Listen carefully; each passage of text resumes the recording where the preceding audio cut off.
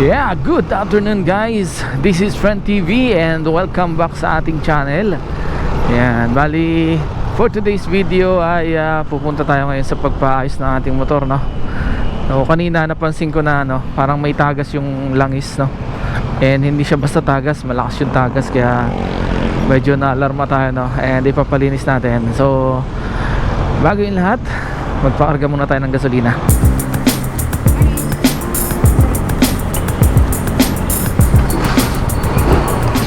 So ayan, tapos na tayo ng magpakarga ng gasolina. And ngayon pupunta na tayo sa paghahanap ng mapapaayusan natin itong motor, na kaya pwede, no?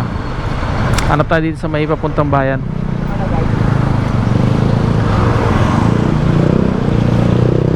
Medyo traffic guys. Boy, singit muna tayo. Hindi natin alam kung ano yung sira, no? Papacheck natin sa mekaniko and malalaman natin mamaya kung ano yung diferensya, no? So yun guys, kapag may napansin kayo sa motor nyo na kakaiba, no, hanggat maaari ipaayos nyo na agad para hindi na lumala yung sira. Ayan, nanganganak daw yung sira pagka pinabayaan nyo, lalong lumalala, no? Siyempre mas malalang sira, mas malaking gastos, kaya huwag nyo na antayin lumala pa yung inyong sira, yung sira ng motor nyo, no? Kaya ayan, maging mapanuri. So yun guys, malapit na tayo sa paayusan, no? Sana may available na mekaniko dito para matingnan yung ating motor.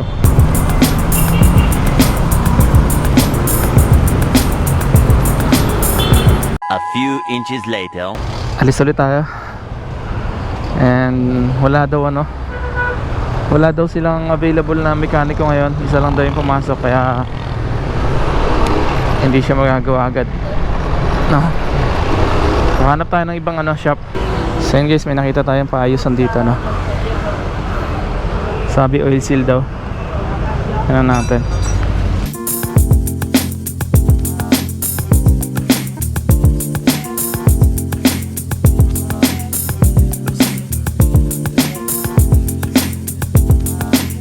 One eternity later.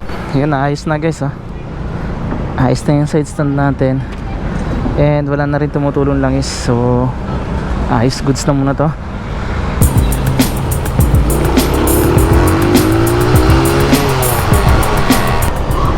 Alright, so okay na yung natin, langis na natulo. Akala ko ay papalitan yung magneto gasket, no? Sabi nung isang mekaniko na una kong pinagtanungan, magneto gasket daw. Yung pala lang, oil seal doon sa may cambio. Ayan, siguro sa susunod yung mga electrical iayusin ko, kasi parang may grounded, laging nalulobat yung battery niya. And yung rayos papalitan ko din siguro, no? Yung rim okay pa rin, mas okay na sa akin yung rim set ngayon. Meron akong mag sa bahay na kinabit ko dati dito, no? Kaya lang simula nung nasira yung bearing, hindi ko na ulit na ikabit, and mas nagustuhan ko na tong rim set, yung original niya na rim set. Kaya okay na muna to. Papalitan na lang muna natin yung rayos para maging bagong tingnan ulit, no?